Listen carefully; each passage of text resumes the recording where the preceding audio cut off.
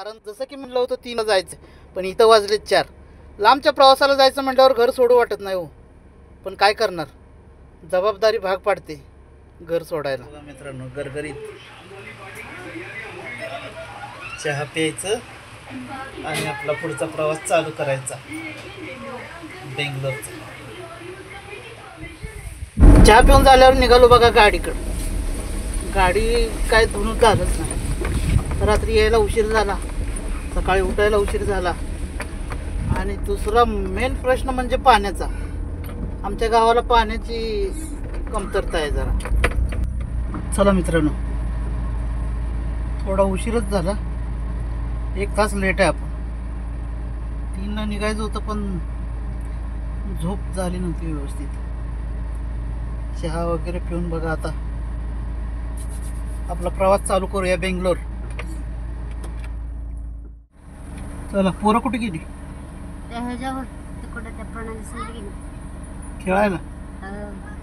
चला जाऊ का मग. गाडी लागली मेजर साहेबाच्या आडवी.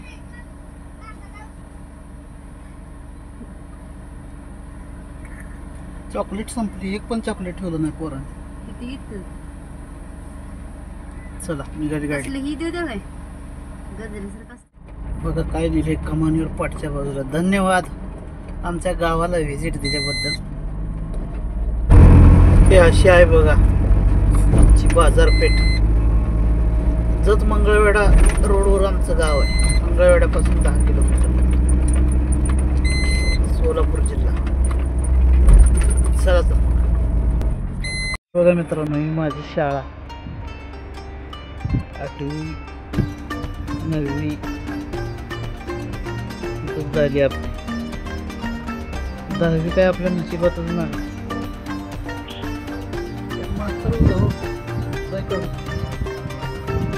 मुद्दाम नापास केलं मला.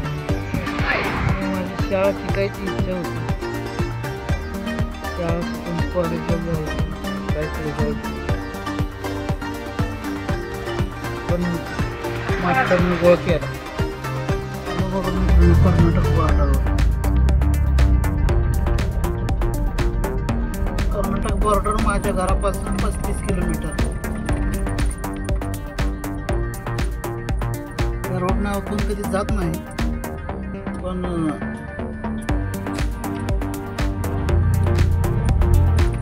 CNG साठी आलो बघ.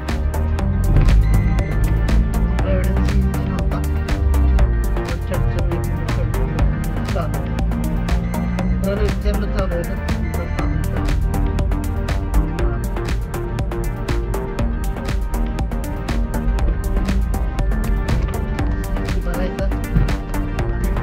परत आपल्याला CNG भरायचं कर्नाटका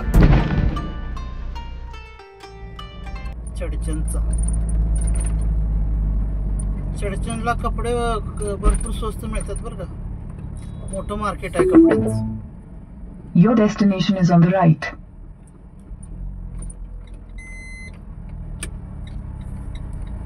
चडचणला स्वस्त कपडे मिळतात. लग्न बस्ता वगैरे इथं करू शकता तुम्ही स्वस्तामध्ये. आपला नंबर आहे, गर्दी काहीच नाही. एकच गाडी आपल्या पुढं पण गेली. चला मित्रांनो, CNG भरून घेतो. चला मित्रांनो, भरला 810 रुपयाचं CNG. 85 रुपये किलो CNG इथं. मंगळवेढ्याला 92 रुपये किलो आहे, म्हणजे 7 रुपयांनी स्वस्त आहे कर्नाटकामध्ये CNG. आणि आपल्या गाडीमध्ये बसला 810 रुपयाचं. जेवण चारलं गाडीला 810 रुपयामध्ये. पोट फुल भरलं आहे गाडीचं. तर अशा प्रकारे आपण निघूया पुढं. 40 रुपये कमी 10 किलोला, 810 रुपये. आता इथून थोडा रस्ता खराब आहे हायवेला लागेपर्यंत. आता इथून खरा प्रवास चालू होणार आपला. Continue 300 kilometre. 300 किलोमीटरवर जाऊन आपण रेस्ट करूया. इथून किती राहते? 2-250 किलोमीटर बेंगलोर. चला तर मग जाऊया डायरेक्ट चित्रदुर्गाला जाऊन आपण रेस्ट घेऊ. मित्रांनो चला पोटपूजा करूया. आज काय घरी पुरणपोळी होती, नागपंचमीचा सण, आणि पुरणपोळी आपल्याला जास्त आवडत नाही, त्यामुळे जेवण थोडं कमीच केलं होतं घरी. बघूया आता इथं प्युअर व्हेज रेस्टॉरंट आहे. अरे वा, बघूनच तोंडाला पाणी सुटलं मित्रांनो. हिरव्या मिरच्याची चटणी, लसूण चटणी, आणि ती जी पांढऱ्या वाटीत आहे ना ती शेंगादाण्याची चटणी, एक नंबर. आली बघा आपली व्हेज थाली. शेंगादाण्याची पोळी, गरम चपाती, सलाडमध्ये मेथीची भाजी. तर अशा प्रकारे जेवण आपलं झालेलं आहे बघा, पोटपूजा. आता आपण निघायचं आहे पुढच्या प्रवासाला. आणखी आपल्याला बरंच जायचं. चित्रदुर्ग जवळ 150 किलोमीटर आहे. 150 नाही. हिरकलच्या पंपावर आल्यावर पंप आला, म्हणलं बघा CNG गाडी 2 वाजता येणार. त्यावर म्हटलं झोपून घेऊया. झोपल्यावर आलं बाबा परत उठवायला.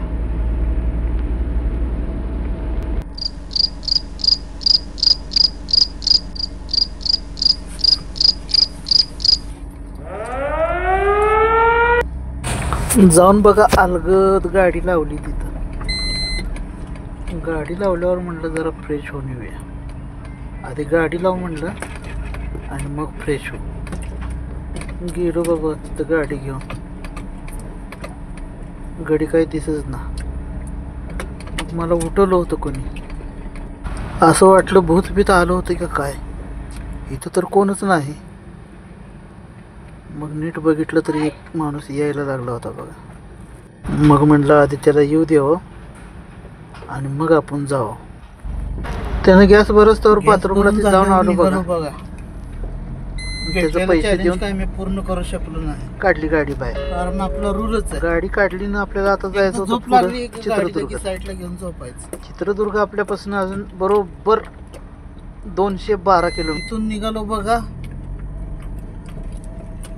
आपल्या पुढच्या प्रवासाला चित्रदुर्ग.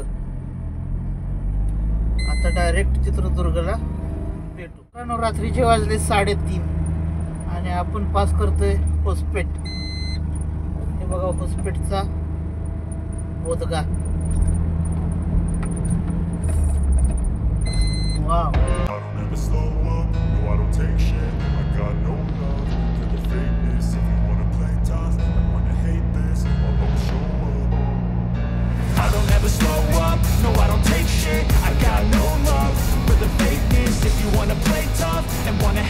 सकाळी परत 5 ते 6 परत एकदा झोपलो बघा. झोपच लागायला, झोप जाईना डोळ्यात. चहा प्यावं म्हटलं तर चहा पण कुठं दिसत नाही. तसंच गेलो बघा चित्रदुर्गचा लेफ्ट मारला. लेफ्ट मारून लागलो आपण national highway number 4 Mumbai Pune highway. Mumbai Pune Bangalore हायवेला लागलो. स्पीड ब्रेकरनं तर वैताग आणलाय रात्रीपासून. लय मोठं स्पीड ब्रेकर. मित्रांनो कर्नाटकमध्ये आलं म्हटल्यावर इडली तर खायलाच पाहिजे. चला आता बेंगलोर 188 किलोमीटर बाकी आहे पर्यंत आपण एका ठिकाणी नाश्ता करू. ह्या हॉटेलमध्ये नाश्ता करू.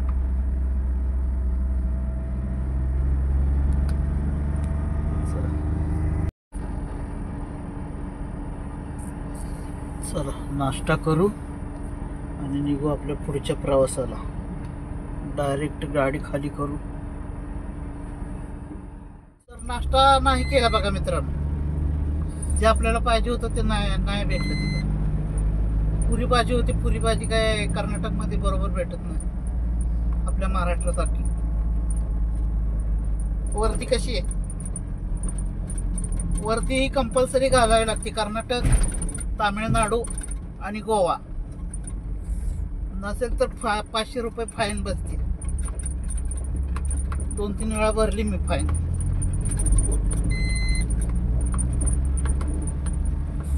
वर्दी असून पण भरली, काटली नव्हती. 2-3 वेळा फाईन भरल्यापासून म्हणलं नाही.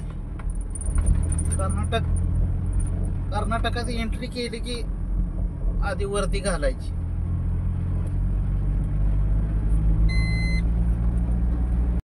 आता नाश्ता करण्यापेक्षा मी तर म्हणतो गाडी खाली झाल्यानंतर आपण जेवणच करायचं.